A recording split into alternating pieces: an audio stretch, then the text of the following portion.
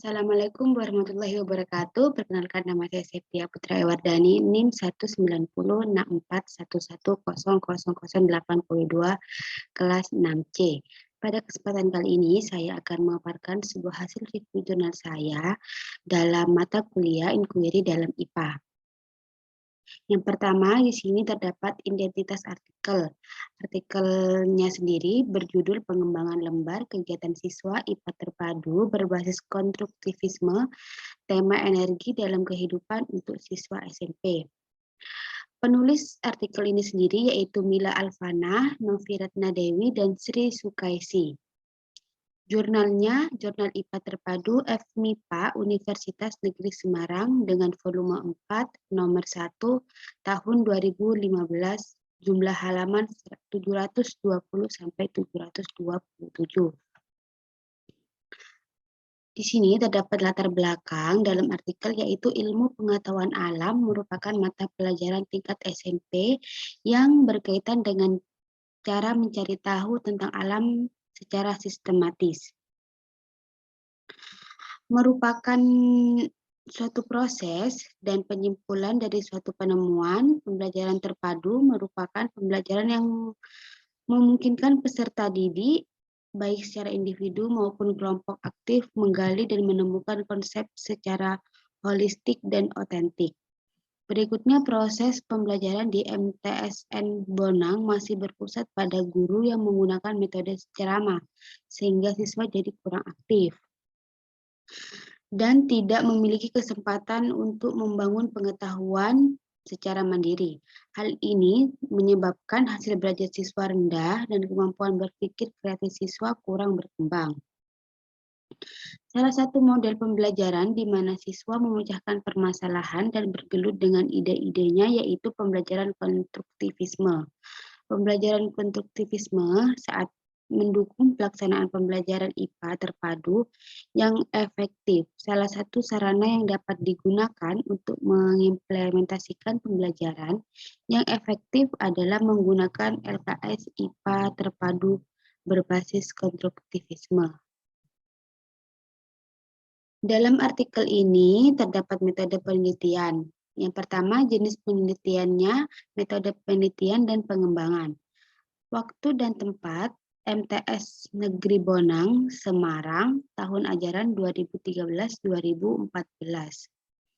Subjek penelitiannya yaitu 10 siswa kelas 8C dengan uji skala luas atau penerapan. Teknik pengumpulan datanya sendiri yaitu metode dokumentasi, angket, lembar observasi, dan tes. Selanjutnya, analisis kelayakan menggunakan kelayakan menurut BSNP yang meliputi kelayakan materi dan desain LKS. Analisis siswanya menggunakan angket, keterbacaan, dan pemakaian. Selanjutnya, yang terakhir, analisis belajar siswa menggunakan perhitungan N-gain berdasarkan nilai pretest dan posttest.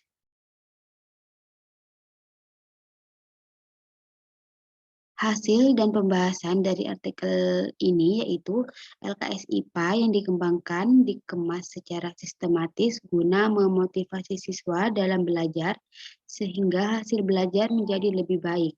Tujuannya agar penilaian lebih valid karena dinilai oleh pakar yang tentunya memiliki penilaian berbeda.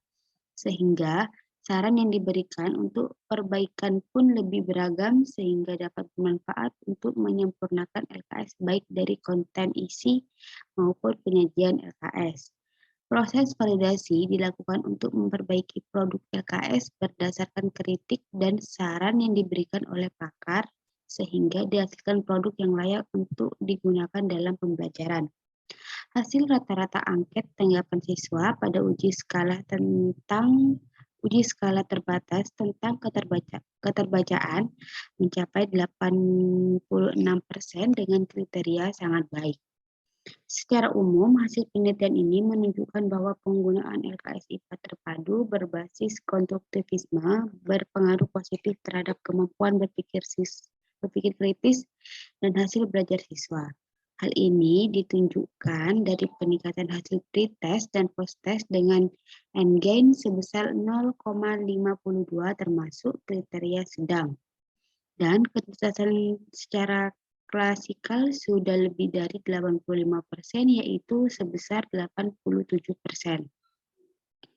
LKS IPA terpadu berbasis konstruktivisme ini memfasilitasi siswa untuk mengemukakan pengetahuan yang siswa miliki, sehingga pengetahuan yang siswa dapatkan tidak sekedar mengingat konsep yang sudah ada. Dengan begitu, pembelajaran yang dilakukan akan bermakna dan dapat meningkatkan kemampuan berpikir kreatif, dan siswa menjadi lebih aktif dalam proses pembelajaran. Sekian dari presentasi saya, kurang lebihnya saya mohon maaf. Wassalamualaikum warahmatullahi wabarakatuh.